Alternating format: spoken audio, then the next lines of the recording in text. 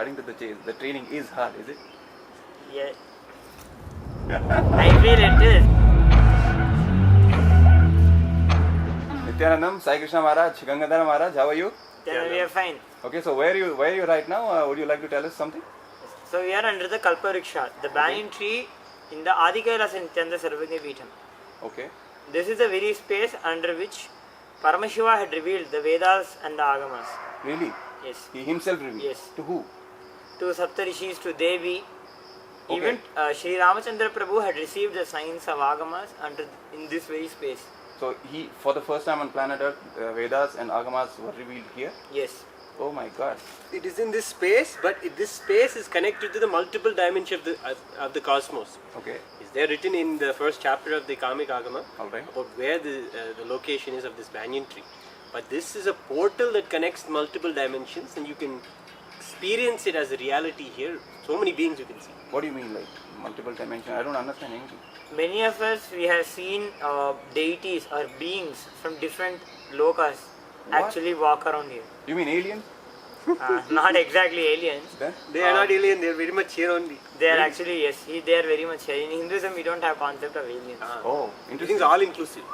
Alright, so they are like family. Vasudhaiva Kutumbakam. Yeah. Wow.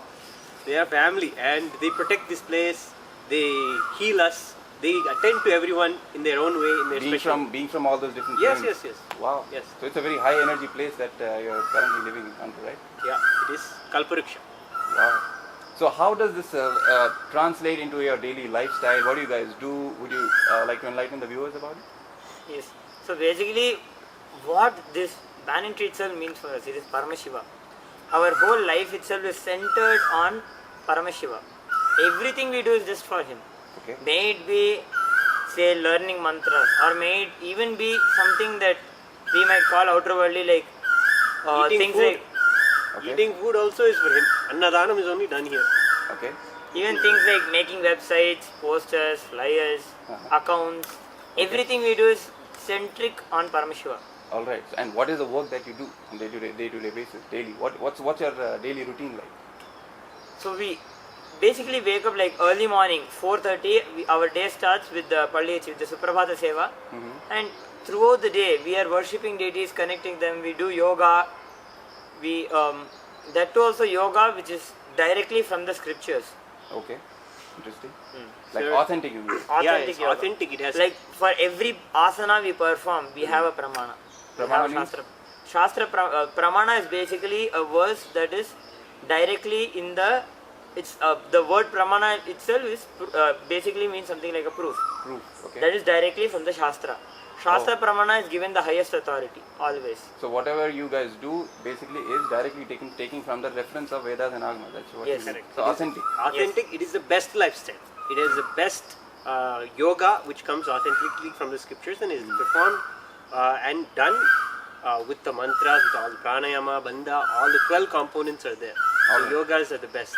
Interesting. And that's the yoga. And what else? Like puja, it's a temple really, right? Correct. That it's the temple lifestyle. Yes. So what happens? So What- we like- all have our own personal Atmalinga, our personal deities that we have, that we do puja to, that we are initiated to by Swamiji, and then we have all the deities here who are living embodiments of Paramashiva who have been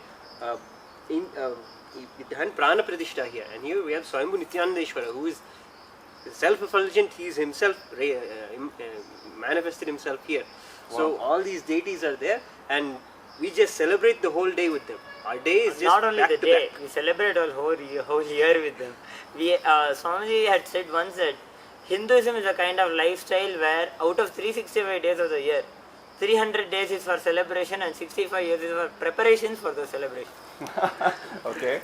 So That's cool. literally, if you see any other temple, they celebrate 1 or 2 Brahmotsam. Brahmotsam is a period of time where we celebrate the deity. In the happening or the leela of the deity we celebrate within the Brahmotsam. Okay. So every temple will have 1 or 2 Brahmotsams. Our temple celebrates 12 Brahmotsams a year. More than 12 actually. Like Wow. literally One for every month. Wow. That's Literally one for every month. And the Brahmotsams are literally continuously non-stop. One And for many Ganesha, are- 1 for Devi, 2 for Venkateshwara, 3 for Shiva. Like wow. that. That's like too much of celebration to digest, man. You will digesting and fully celebrating only. It's a blissful lifestyle. But what about those allegations, man? All that negativity which some people are throwing at you guys, that it's a cult and that people are exploited and you guys don't get any food and whatnot, man. What about that? These allegations are from the people, like they have already set up idea that that's how they are, and they don't have listening. But even they can't even see. It might have been like they will be surrounded with food. We are surrounded with food. Annadanam is there continuously going on here. Okay. And then saying no food is there. I don't understand. it's like he might have not got 2 chapatis a day, and he might have been telling that there's no food here. Something like that silly. Yeah. Yes. So basically, I mean, what you guys are trying to say is it's not really a cult. You're kind of living a culture, right? Yes. So it's an ancient culture that you're trying to revive, is it? Yes, correct. It is revived by Swamiji, the Supreme Pontiff of Hinduism. Oh, would you like to tell something about Swamiji? Who he is and yes? Yes, Bhagavan Sri Nityananda Paramashivam is the source founder of Adi Kailasa and the whole nation for Hindus, Kailasa. He is the Supreme Pontiff elected by 1,000 representatives and delegates of Hinduism, and he is also the Sannidhanam of various traditions, spiritual kingdoms. Oh, so you mean the ancient traditions and Ancient sampradayas of traditions. Hinduism, Yes. and he's the official head of, official ruler of those kingdoms, spiritual Yes, kingdoms. correct. You mean? Wow, so he's the real deal Correct, business, yeah. right? Those are separate cultures that are kept alive throughout by different sampradayas in different places. It's Swamiji who is bringing all of them together and creating it like a seed bank here in Adi Kailasa, collecting all the seeds and keeping them alive here to be sprouted in all over the world again. That is the purpose of Kailasa. Okay, that sounds interesting. But what is it really about? Like, why this revival? What is the big deal? What is the context? Is it just another culture that you're trying to live just because your forefathers were living it, or is it something more? It is actually it's a breakthrough to humanity itself. It's a breakthrough to human consciousness. It's not just reviving a culture or keeping it like a museum piece. Okay. See, all of us in our 10th standard, we would have learned Darwin-Lewis theory in biology. What is that?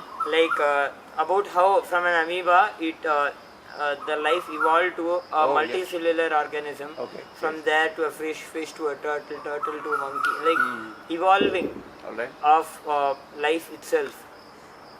Okay. So now is the time from human we move on to the next level.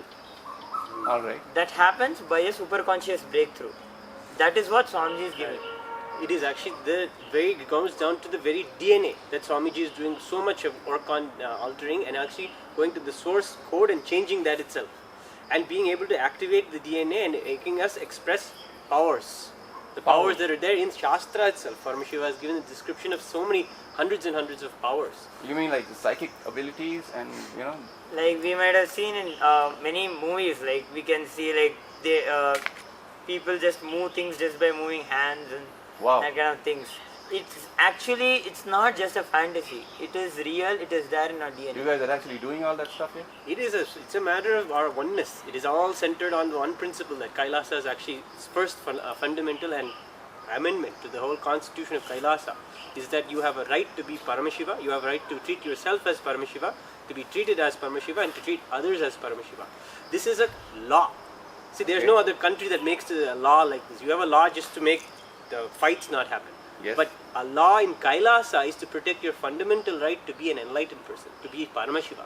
So Wow. because this is a fundamental right here, because you have a fundamental right to be Paramashiva, Okay. it is a core law. And if you just see how this whole nation is being created, you can understand it is not about protecting humans. It's about protecting their highest possibility, which is Paramashivatva. And it's from that space only DNA and all the expression of powers and all that happens. Wow, that's so interesting. So all this whole science, is it also based on the Vedas and Agamas, or is it something new which he's bringing? What is it really? It is actually all this what we are speaking about, the power manifestation, being able to move things and all this. It's not something new. It has been happening a lot. We can see many Apta Pramanas. We can see in the Puranas. So it's a part of Hinduism itself. You mean? Yes, it is a part of Hinduism. It is rooted in Hinduism. It is done by avatars again and again and again. When they come, they did this. Krishna, when he came, he gave a conscious breakthrough to humanity about the power of the integrity of personal integrity. That was a conscious breakthrough, and what he gave Bhagavad Gita and his entire life itself was a conscious breakthrough that many people experience as Krishna consciousness, as a reality today. Rama, when he came, was social integrity, adharma, or how to live as a adharmic person. Those kind of possibilities is only what happen when avatars come. They give breakthroughs in consciousness, breakthroughs to humanity. Swamiji said that his purpose is solely to bring power manifestation consciousness to humanity. Okay, interesting. So how would this power manifestation be relevant in today's society for these people, like people around us? Exactly how would it be relevant to their lives? See, we might think that just being able to move items will just maybe reduce your work, but it is not about that. It's about even having what you feel about yourself will change. Speaking about DNA, now example say, I am from a Brahmin family, I am from a Tamil Brahmin family. Oh really? Yes. So Swamiji had said that the Tamil Brahmins have, all of them are Shastravadanis. What? That Sorry? they are Shastravadanis. What does that mean? That means they will be we will be able to learn any Shastra at very quickly, and it will be a part of our DNA. Wow. There are in Hinduism we have Sahasravadanis, we have Shatavadanis, So what does all that mean? Ashtavadanis. All these are like Sahasravadanis are people being able to manage and coordinate like 1,000 things at the same time. 1,000 things at the same time. Yes. That's like next level of multitasking, man. Yes. We have. Multitasking, we speak about 2 tasks. Okay. Yeah, now speaking about 1,000 tasks. Yes, we have the music composers like about Beethoven and Mozart who were able to create simultaneous melodies and play them as well at the same time while being physically impaired. Okay. But the thing is, we are talking about Sahasravadanis who are able to recite and conduct 700 to 1,000 things at a time. They have multiple thought currents going on at a time inside their brain. So there have been people like that before? Or? Yes. Yes. Yes. All the acharyas that are described inside the Mahabharata are all Sahasravadanis enlightened. Like Dronacharya, Bhishmacharya, all of them are able to have the capability to invoke Brahmastra in something. Is not a simple science. Even the Puranas say that for a person to have the ability to even just pick up a grass and invoke Brahmastra and leave, he needs to have Brahma Vidya. That is, he basically needs to be enlightened. Only then he will be able to energize anything with that mantra. Wow. People outside are actually looking for something to really push them to their next level. That is how it's relevant for people outside. Everybody is looking at what can be better for me, what can enhance me better. They're looking into psychedelics, drugs and all these kind of different things that are going to make them only dependent on those things. Right. But we are talking about a civilization that is going to liberate you from body and mind itself and is going to give you the highest possibility and make you express all these wonderful things. Wow, that surely sounds like a very big promise. So that must involve a lot of training, is it? Yeah, it involves. I mean, I'm sure it's not that easy. We are highly cultured, but we are very elite because it requires that much. If you see What do you mean? If you see Swamiji's lifestyle, Swamiji's life itself, Okay. his life is an example of non-compromise. It's not compromise means just because I didn't have some time to be to sleep or some food to eat. He doesn't need it. That is why the sannyas lifestyle itself. Okay. It is a aparigraha or a non-possessiveness of and a best minimalistic lifestyle. So you have the best opportunity to serve the world. So the best opportunity to serve the world, what all needs to be done for someone is the best lifestyle, which is sannyas. So that someone needs to take on. And that's part of the training here. Swamiji had once told in a satsang that all I am asking you to sacrifice is nothing but your incompletions. Something that you don't even have is what I am asking you to sacrifice. Okay. See, something as simple as we are asked to wake up at morning 4:30. Right. For that, first thing that needs to happen, we have to break our laziness. We have to have the decision to wake up. Yes. Interesting. So, yeah, I mean, but is there something more to this training which you guys are going through? Because you can feel free to share if there's something uncomfortable and some discomfort that you feel. See, we are thoroughly impressed by Swamiji. Okay. Thoroughly, we've seen him seen what he does, how much he has put his life into, the work he has put into, the hours that he has spent in public, giving healing, giving darshan, giving spiritual talks that are enriching people.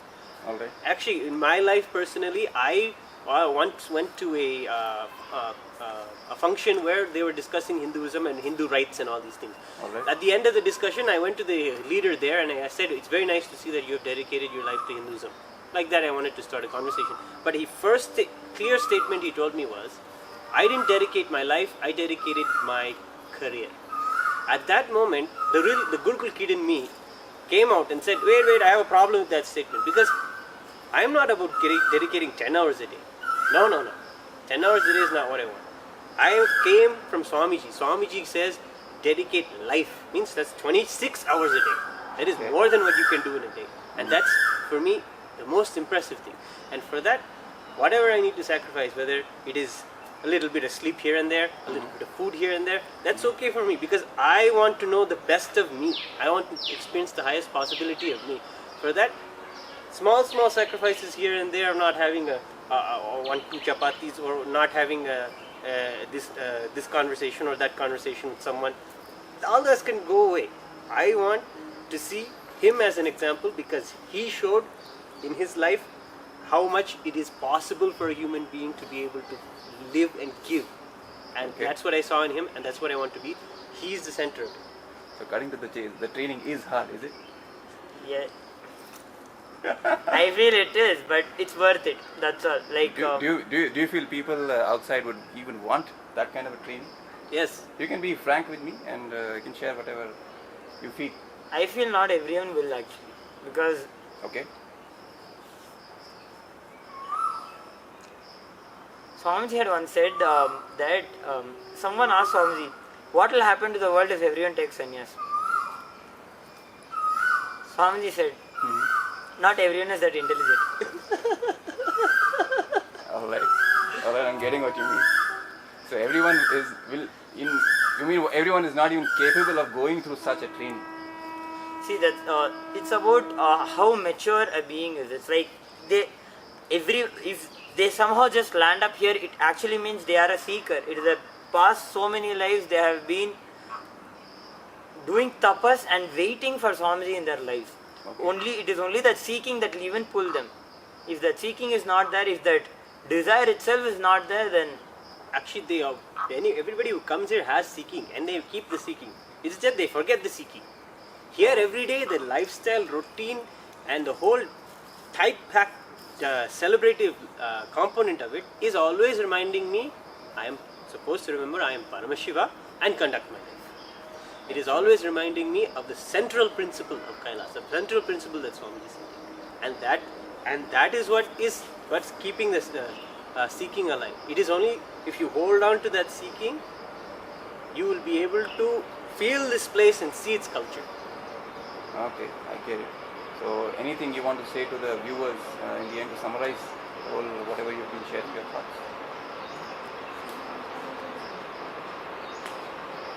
The lifestyle here is the best. The lifestyle here is the most elite. It is non-compromising. The lifestyle here is created by Paramashiva, by Swamiji himself, the living incarnation of Paramashiva today. Whether it's the Gurukul, or whether it's the training, or whether it's the routine, or whether it's the temple ambience, or the power manifestation science, and just breaking through. Okay. Being able, stable, and available to this is what it takes to be here. There are many who are ready to do this, and with this, it's an open invitation for all those who want to take this path of sannyas and join us and celebrate our Paramashivatva with the Supreme Pontiff of Hinduism, our beloved Swamiji. Wow. I want to add a point. Like immediately you might not, it won't come as a yes. I've been for past so many janmas. I've been waiting for Swamiji. Let me go. No, it actually won't happen like that. No one knows what they were. We immediately don't. It doesn't happen like that. Basically, first you just get connected. You join. Then you actually start realizing who you actually are. You'll see that. Oh my God! Yes, I have so much. I can do so much. So first get connected. then you start realizing who you actually are. So even while in your pathway, if you feel that there are difficulties, do not give up and stay, because it is your past so many janmas you have actually been doing tapas and penance just for an avatar to land and to be able to be with him and his mission. Wow, that was so enlightening. Thank you so much for sharing your thoughts.